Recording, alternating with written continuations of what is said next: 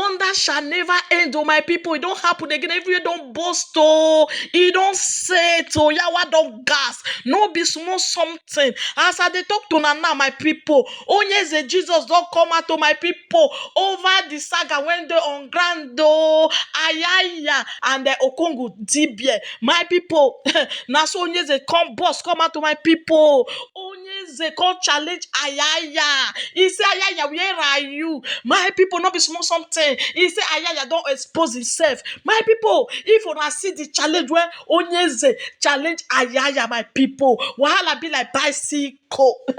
No be small something. I don't know what it can happen. No, they say Ayaya say work when they do for people. Say if they collect money, oh my people, no be small something. Say people when they carry, they come out, they use, say they do testimony, they testify how the thing they work. Say na audio, my people, no be small dragging. When I the social media, no, my ear don't fool. I don't know which way to follow. My people, make una come listen. Onye Eze say na Ayaya na he come carry him leg come out outside though. Hey, he say he challenge jam. May you no come be say I too talk. Make una listen to Onye Eze Jesus.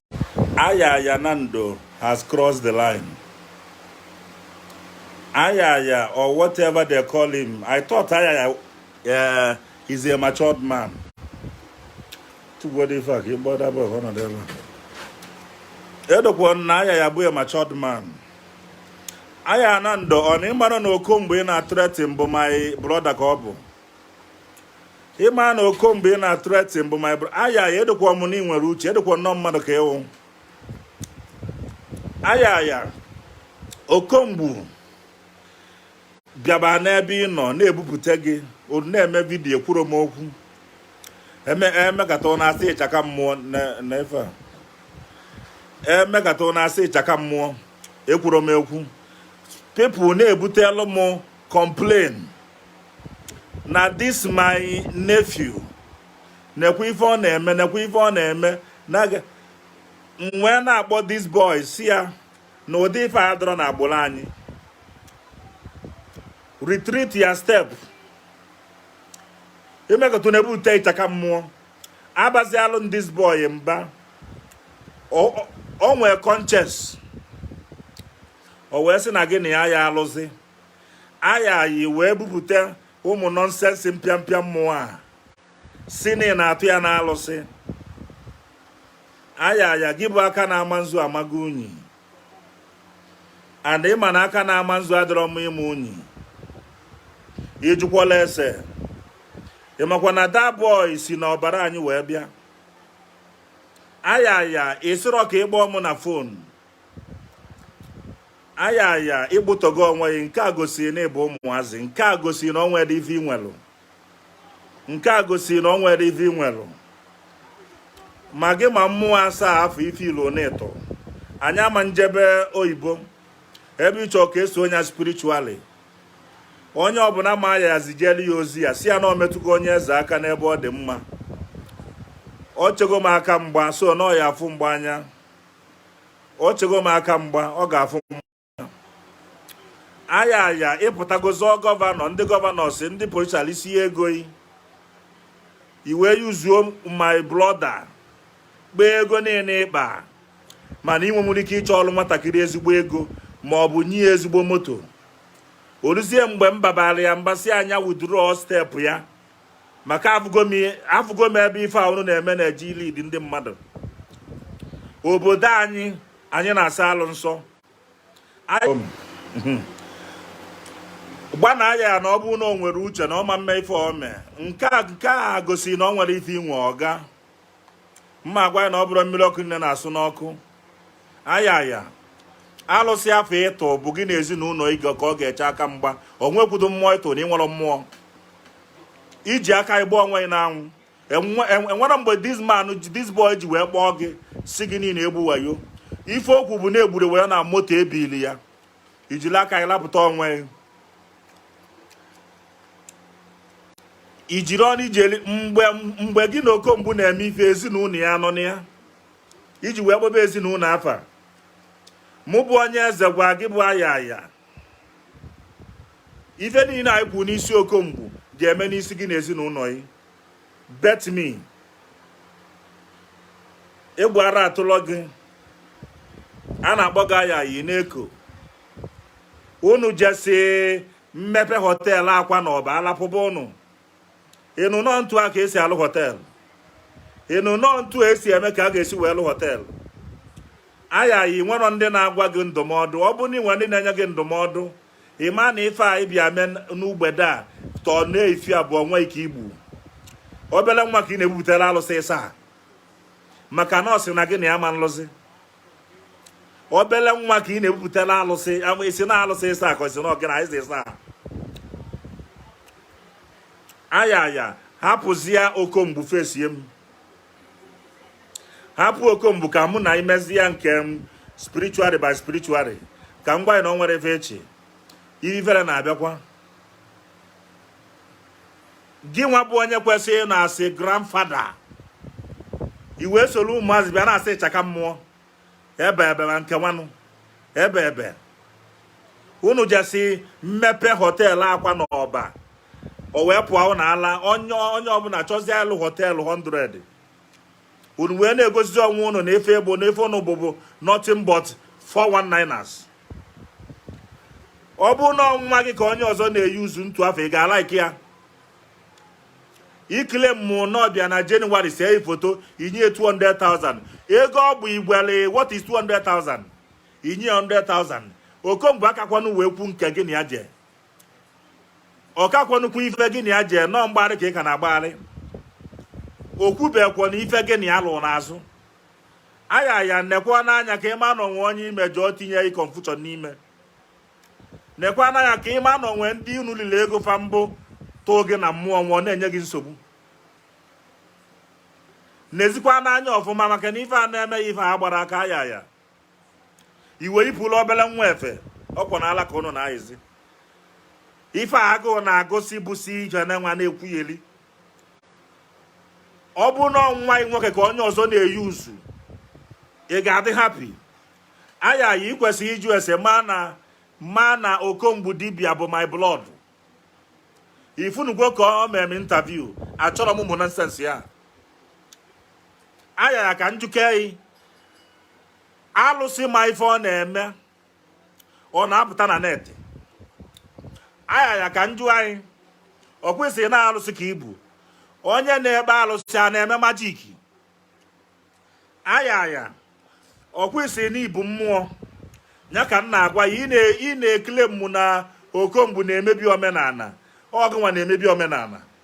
Onye na-efe alụsị ọ na-eme majiki. Ọ na-eji ketụlụ esi pọtụ n'ọkụ. Lapụ Okomgbu n'oge na onye eze ka ọ bụ now. Man to man. Power to power. Onwe dị power echi ọga. Ntu a isi wee yipu efe ka ịdị na mmụọ. Onwe dị power ịdị. Igwe Ayaya mụ bụ onye eze na-agwa anyị na cross go line. You have crossed the line. Ọ bụrụ na mgbaghị na ọnwa efe mee Denis maka ama na ọnwa ife ga-emie onwere ife echi. Ndị niile na-atụbu mmadụ na alụsị na nke ma niile ife eli zie na Ayaya na ndụ ozi si a na onye eze si okay because of n'ife ilu na Okomgbu enwere mmadụ na side nke maka ịma na ọ bụrụ onye nna ya ji ego ka ị kpọrọ ụdị ife a ịma na ihe eje nga mana silapụgodi ya na ụdị ya na mụ agorozi the case because na ọ gbara m wee na-eme ife niile ọ na-eme. Ọ mụ chikatara ya warning si ya depart from these people. Ọ bụrụ ntu a ka esi achụ ego ịpụta na-atụ ya na mmụọ. Ị nwere mmụọ na-atụ mmadụ. Ọ bụ na alụsị ka ị chọọ ime alụsị ife eji wee mara ala ya bụ since Ayaya mmụọ gị rapụrụ gị since 2010 ka ife iji wee dị ilepụ faro na-apịtọsị aka na họteelụ. Mmụọ gị na ya yi alapụgo isinsi. Ọ bụrụ na ị mara ọka ị marụ mmụọ iji ebute n'ugwu Hausa na Nijelụ ọ napụgo isinsi. Mmụọ niile anyị butere na Nijelụ mmụọ nkịta Ola bugo isis. Egwu a na-atụ gị gị bụ Ayaya. Gị bụ Ayaya. Igbugo respect gị na ana. Isi ọzọ ka ịkpọ m na fonu mụ bụ odogwu. Gwana m bụ odogwu ka dịka. Gwana m bụ ịgba mmụọ. Once Okomgbu menchọ na onye eze bụ nephew, ikwesị before ime anything ịdụ azụ. Ayaya weli ya nwayọ na ịma nlụ họteelụ n'ike. Weli ya nwayọ na ịma mkpa ego dibịa na-akpọrọ mbụ kịta. Ife niile a ime na-efi a. Ọ ga-return back to your family. Ọ mụ bụ onye eze kwulu ya. Nothing will happen to Dennis. Nothing will happen to Okomgbu. Ọ mụ bụ onye eze kwulu ya.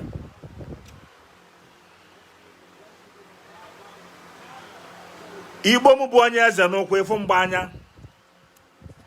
Ayaya igbogo n'ụkwụ ịya afụ mgba anya. Ọ gị bụ Ayaya ga-ayọ biko. Ayaya ọ bụrụ na ị yọrọ mụ biko. Ọ bụrụ na ị yọrọ mụ biko. Ka a mara ife na-eme gị ife a maka ife na-eme ya agbazi aka. Ife na-eme ife agbara aka. Maka na ọ bụrụ na ife na-eme igba aka, ịma nyipụ ụlọ obele nwa afa. Ịnaka na ife ị na-eme. Ọ bụrụ na ife na-eme gị igba aka Ayaya, ịma nyipụ ụlọ obele nwa akwa. Chianụ meseji a. Ayaya, ọ bụrụ na ị na-eme omenala, o nwere ife dị ka ịchaka mmụọ na omenala. Ayaya, ọ bụrụ na ị na-eme omenala, o nwere ife dị ka ịchaka mmụọ.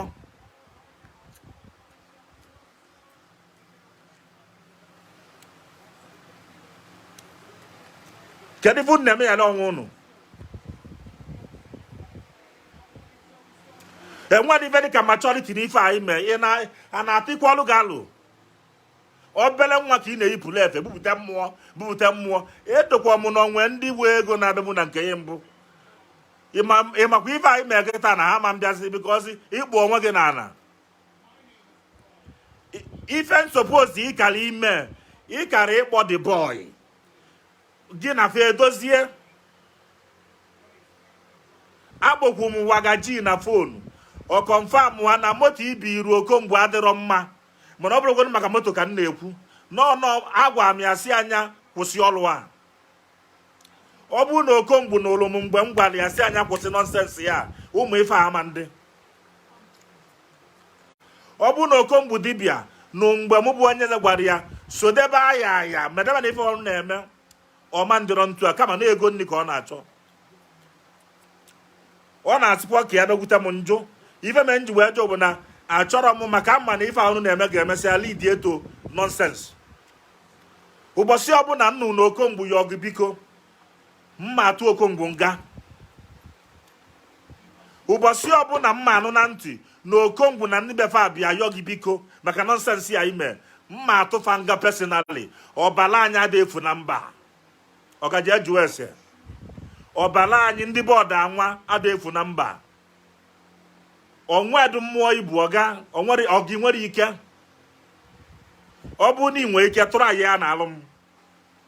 Ọgị nwere power. You are too small. Iwu yarịsịa ife a mụ bụ onye eze ga-awụtu gị. Ayaya ị ga-ayọ mụ biko maka ife a ime nwa oh my God.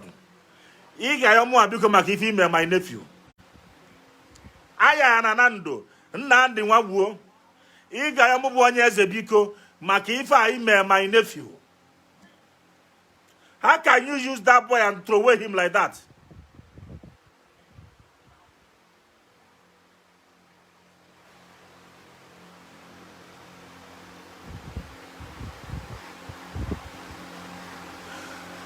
Ayaya ị ga-ayọ mụ biko maka ife a ime n'evi a. Nke a gosiri na ọ nwere okenye n'ebe afọ unu nọ. Nke a gosiri na ọ nwere okenye n'ebe afọ unu nọ. Ị na-ịsapụ ọnụ ijeri ji eli ede n'ihi na agwa Okomgbu n'ihi na anyị na-asị ya ijiri asị na mmadụ ga-anwụ. Mmadụ one ka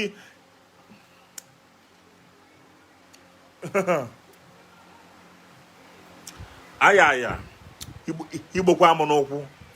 Igbo m n'ụkwụ ị ga-afụ mgba anya. Ayaya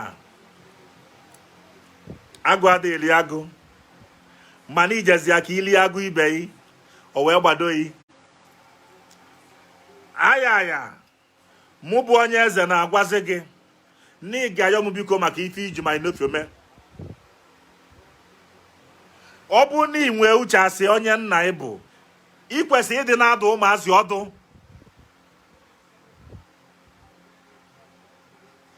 Ị kwesịrị ịdị na-adụ ụmụazị ọdụ.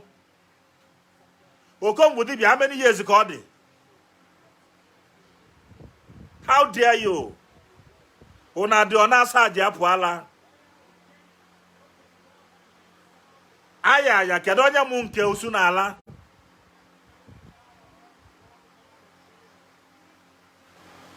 Kedu onye mụrụ nke osu n'ala Ayaya? Egwu ara atọ ga-esi ịtụ ya ife anyị na-ebu ya jide. Gee m ntị.